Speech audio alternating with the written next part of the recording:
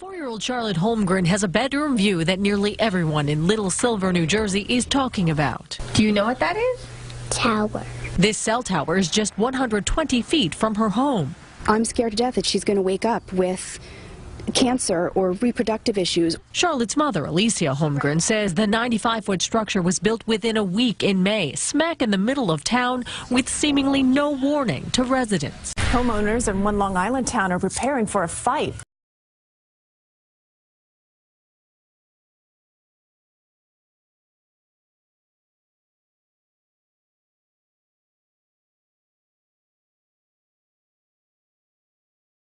Two dozen cell phone repeaters installed in front of their homes. It was done legally, but residents say they were never told that it was happening. CBS 2's Carolyn Gussoff reports now from Woodbury. The view from Denise Tufano's Woodbury home abruptly changed last month, towering on her front lawn a cell phone repeater. I could not believe this was actually happening. I said, how could the town permit this? How could they do this to us? She and Woodbury neighbors fuming over the placement of 22 cell repeaters for Verizon in front of homes on what's technically public property without notice or compensation. You couldn't give me $10 million for this, okay? There are potential health risks to these. They are aesthetically not pleasing. There's also the devaluation of our home properties. 5G technology promises faster service, but the jury is out on constant exposure to its radio frequency radiation.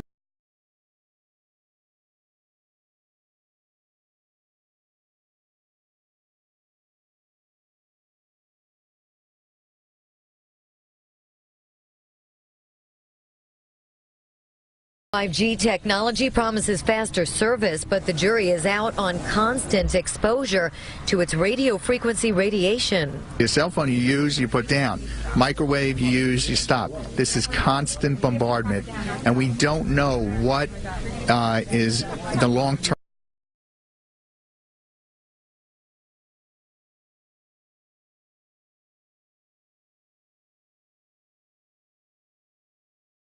Is the long-term effects. Residents say their cell service was good enough. Put them in a commercial area. We don't need it. And you know what? We should have at least been asked.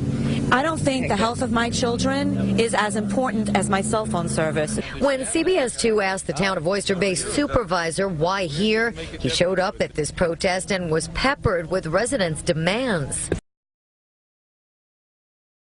They have no place in front of homes in residential neighborhoods. Now, what about the ones that are already up? Excuse me. New to the Post, Joseph Saladino says the town's hands are tied by federal rules that cut local governments out.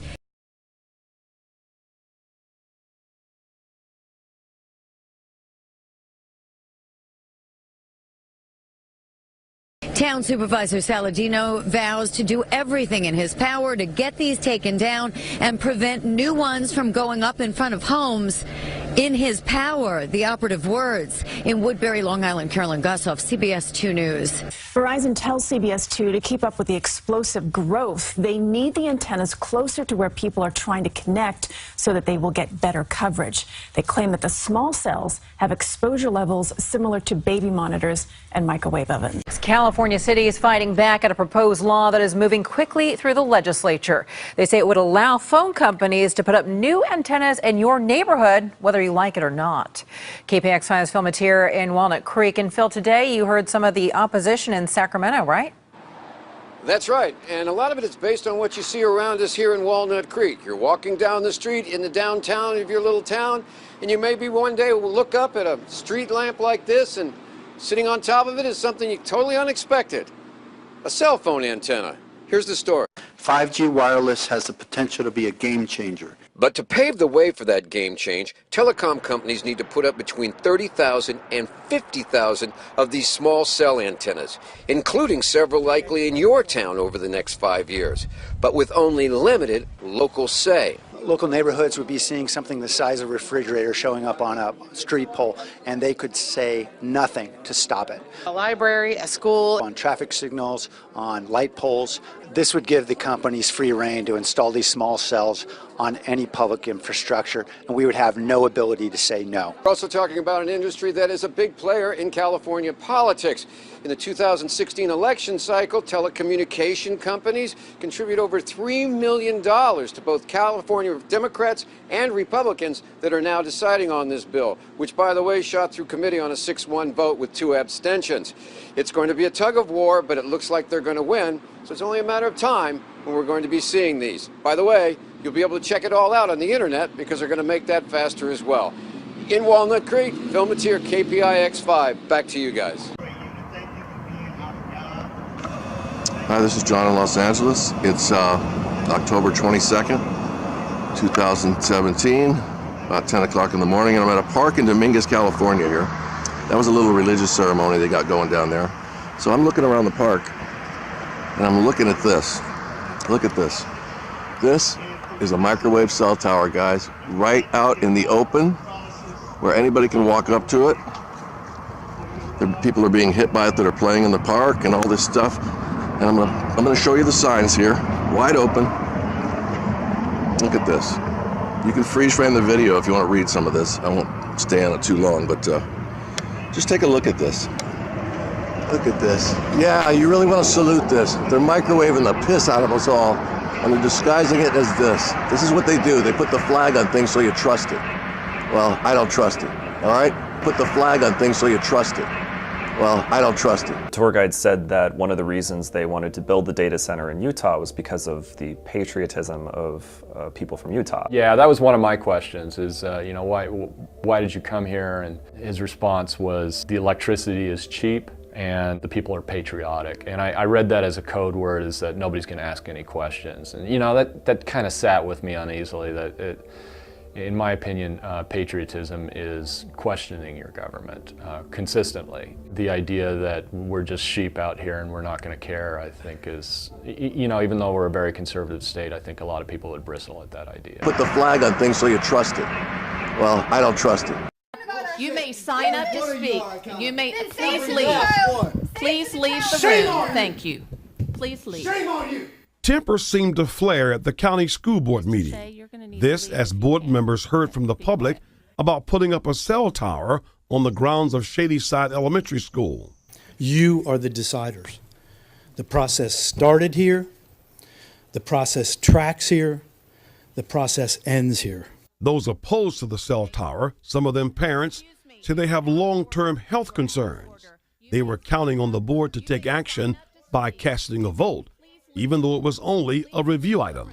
As board members, please protect our children. We absolutely need you today to be brave. Even as both sides lined up to be heard, it was evident there was still plenty of frustration. That's when the board had to call in security. It's time for you to leave. Thank you, I will, thank you. There was public support for the Shadyside cell tower from residents who tried to convince the board of the benefits. With the current storms brewing in the Atlantic this week, I think about safety. Will my cell phone work if I call for help?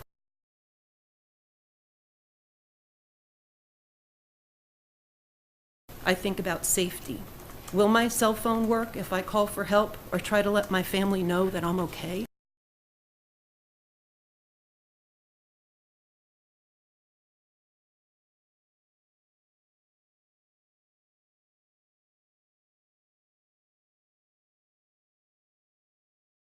Please do not let the financial agenda of these small few in our community bully this board into backing out of this plan.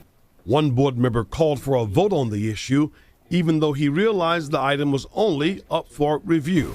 Motion fails at this time. That said, the cell tower proposal, now out of the hands of the school board, awaits an official permit. Now, looking beyond Shadyside, there are two other pending cell phone tower proposals, one of them on the grounds of school board headquarters. So what's the financial benefit? Last year, the school system collected a little more than $81,000.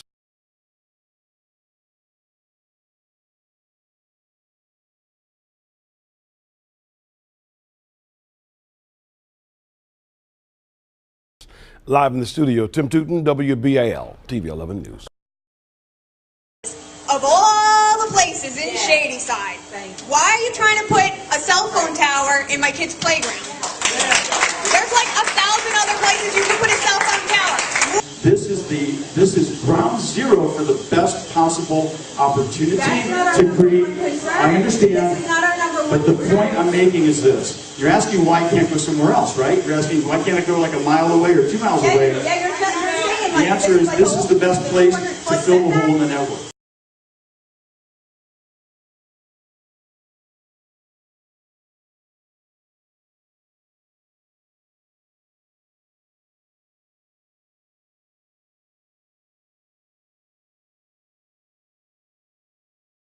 You're asking why can't I go like a mile away or 2 miles away? The answer is this is the best place to fill the hole in the network. Really? There's really, everywhere else in Shadyside, you're trying to tell me, everywhere else in Shadyside, you can't get more than 200 feet from a building or somebody's property line or whatever. That's what you're trying to tell me? What I'm saying. And will you be guaranteed, will we be guaranteed that the school is, that the cell tower is safe for us kids and we won't get some sort of cancer or anything like that? Because I don't want cancer.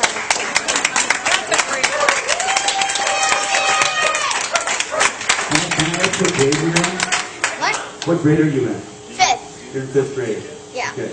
Going into 5th. When my son was 9 years old, in the 3rd grade, he was diagnosed with leukemia. He went to a school where there was a cell tower within 300 or 400 feet from his elementary school, it's Forest Hill Elementary School in Fairfax County. So if there's anyone that can understand your concern, it's me. Because I'm a parent of a child who had cancer and survived cancer. And I can tell you that there is no credible evidence to demonstrate that my son got cancer from that cell tower.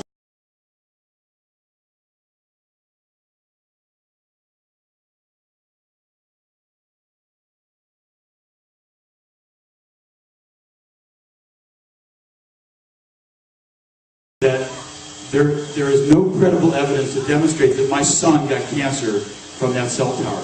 Because the reality is that there's no evidence to show that that was harm. And I wouldn't be the big if they were causing harm.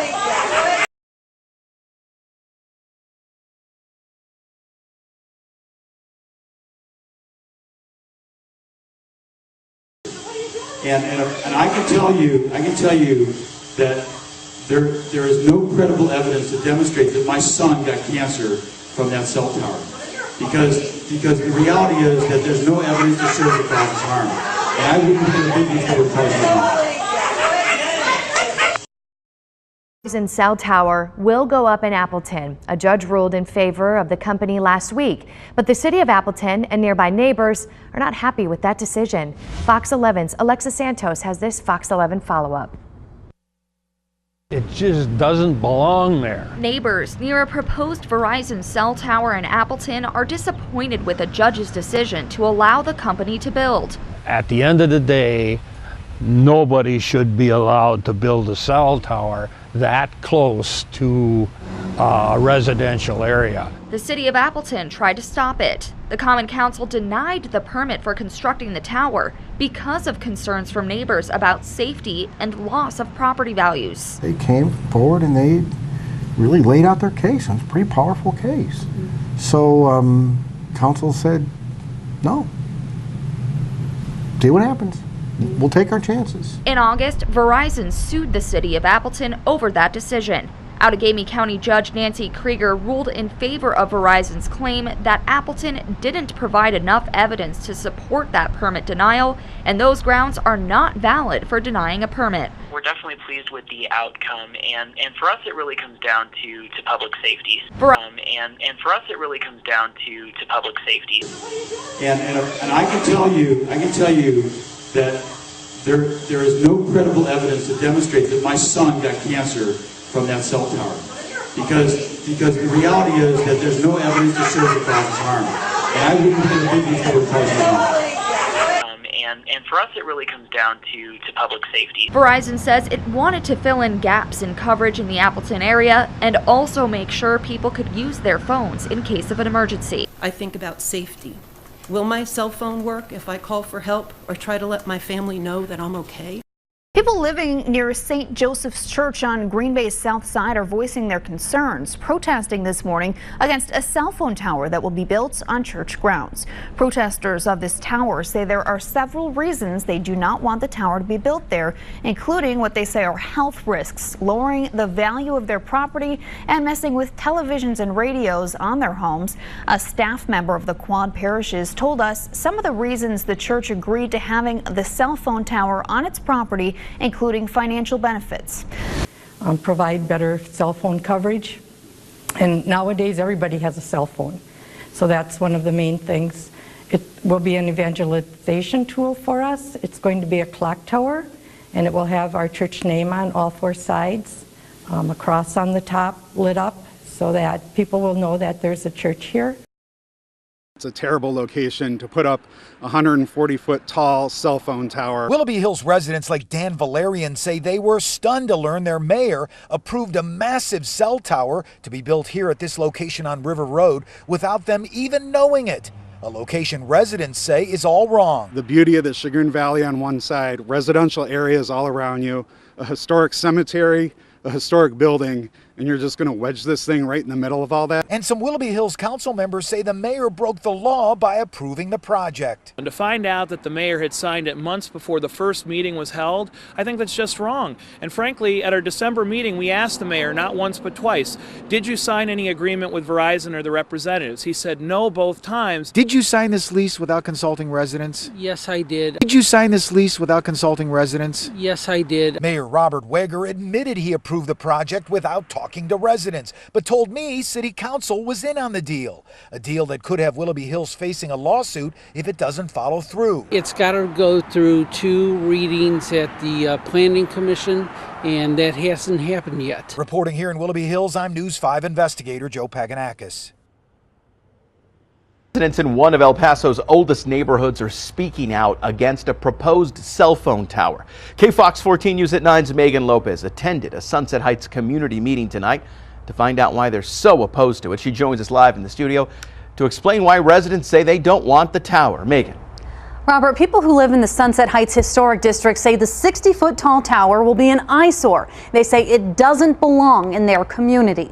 The president of the Sunset Heights Neighborhood Improvement Association, Cito Negron, says the tower and the city is currently considering whether it wants to let Crown Castle build that tower for Verizon Wireless. These are some artistic renderings of what that tower could look like.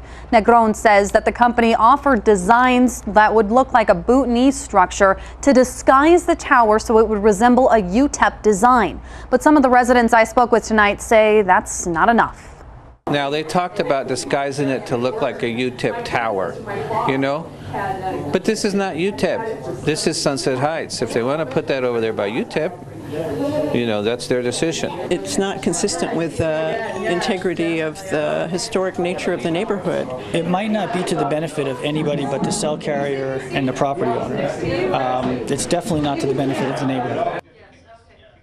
Aside from being an eyesore, Negron tells me that the company has to get special permission to build that tower in that area because it's so close to some houses. Tonight, Sunset Heights residents met at Hal Marcus Gallery to discuss their options. Some have sent letters to the city's planning commission to ask for another area to be chosen for that tower. The city's planning commission is set to hear the cell phone tower proposal tomorrow afternoon. Reporting live, Megan Lopez, KFOX 14 News. Every new generation of wireless networks delivers faster speeds and more functionality to our smartphones. 1G brought us the very first cell phones, 2G let us text for the first time, 3G brought us online, and 4G delivered the speeds that we enjoy today. But as more users come online, 4G networks have just about reached the limit of what they're capable of at a time when users want even more data for their smartphones and devices. Now we're headed toward 5G, the next generation of wireless. It will be able to handle 1,000 times more traffic than today's networks, and it'll be up to 10 times faster than 4G LTE. Just imagine downloading an HD movie in under a second, and then let your imagination run wild.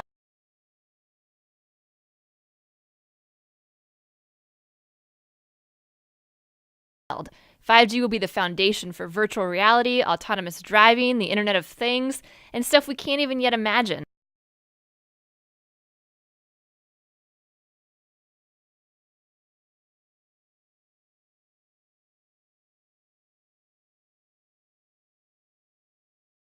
But what exactly is a 5G network?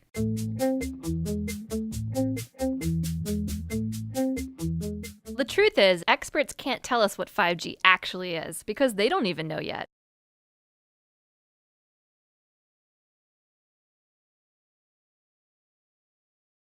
Your smartphone and other electronic devices in your home use very specific frequencies on the radio frequency spectrum, typically those under 6 gigahertz. But these frequencies are starting to get more crowded. Carriers can only squeeze so many bits of data on the same amount of radio frequency spectrum. As more devices come online, we're going to start to see slower service and more dropped connections. The solution is to open up some new real estate. So researchers are experimenting with broadcasting on shorter millimeter waves, those that fall between 30 and 300 gigahertz. This section of spectrum has never been used before for mobile devices, and opening it up means more bandwidth for everyone. But there is a catch. Millimeter waves can't travel well through buildings or other obstacles, and they tend to be absorbed by plants and rain. To get around this problem, we'll need technology number 2, small cell networks. Today's wireless networks rely on large, high-powered cell towers to broadcast their signals over long distances. But remember, higher frequency millimeter waves have a harder time traveling through obstacles, which means if you move behind one, you lose your signal. Small cell networks would solve that problem, using thousands of low-power mini base stations. These base stations would be much closer together than traditional towers, forming a sort of relay team to transmit signals around obstacles. We know people are already getting sick from the lower frequencies, and we expect, that is our scientists expect, that these higher, ultra-high frequency microwaves are going to bring people to disease quicker and in a more intense form. The other problem with 5G technology is these microwaves are very short. So our old microwaves were about 2.5 to 3 feet long. These are now about 1 inch to ½ an inch long. And they don't travel very well. So they're going to have to put a little cell tower transmitter in front of about every 2 to 10 homes. Now this is a big problem because we know that cancer rates around regular cell towers are about 3 or 4 times what they normally should be. We also know that there's neurological symptoms that increase as you get closer and closer to a cell tower. Now these new transmitters are going to be placed close to people's homes. It's going to be continuous exposure as with other cell towers, but it'll be emitting a much more higher frequency, high intensity wireless radiation.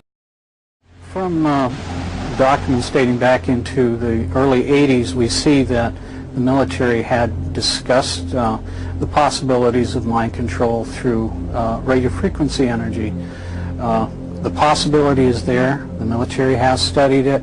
A 1982 Air Force report called radio frequency energy a major new research initiative and said that RF can, quote, disrupt normal purposeful behavior. A 1987 military report called for more research on RF energy as a non-lethal weapon, while pointing out that most of the existing technology is classified. And sure enough, in 1993, there was a big conference at Johns Hopkins University. Here, the entire conference was classified. But the agenda wasn't, and weapons using extremely low radio frequencies, or ELFs, were listed as a very attractive option. This document from Maxwell Air Force Base lays out the use of electromagnetic weapons technologies for debilitating human beings. Using electromagnetic warfare against human beings, you can cause disease, you can cause hysteria, or you can cause passivity for population control. Extremely low frequencies affect us because they are the same frequencies that our brains output. And when they're in the environment around us, our brains try to entrain to them. So our brains try to mimic those signals. And if those signals are not good ones for our behavior, then we can fall apart. We can behave differently. We could get sick. We could feel very stressed and not know why. Ever learn how to electronically stroke the ionosphere, this layer that begins about 30 miles above the Earth's surface that's electrically charged? If we could ever figure out how to electronically stroke it, he said, to get it to send a signal back to the Earth, we could affect the behavior of people over huge geographic areas on a hemispheric basis.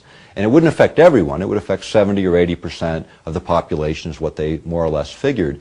But this was a technology that didn't exist in 1969. Suppose you generate a field that produces fear, fundamental fear, in large numbers of people. And then over the television, more traditional ways, you say, The reason we're having this fear is because of this particular group. And now you start to move the population believing in a direction that you wish. To influence 250 million people, the equivalent of the entire population of the United States, may not be that difficult. According to Dr. Persinger, we already have the technology. Well, it's a never-ending battle, preserving history as growth swallows it up. People living in historic Raleigh neighborhoods are worried about cell phone towers going up in their area.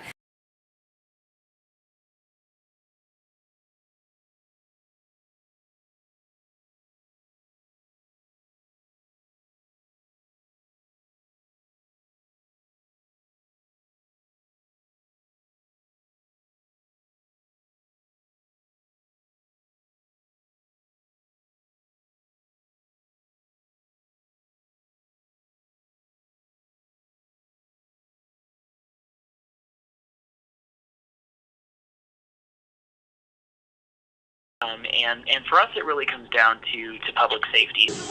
And I can tell you that there is no credible evidence to demonstrate that my son got cancer from that cell tower, because the reality is that there's no evidence to show the cause harm. And I wouldn't have been before the president.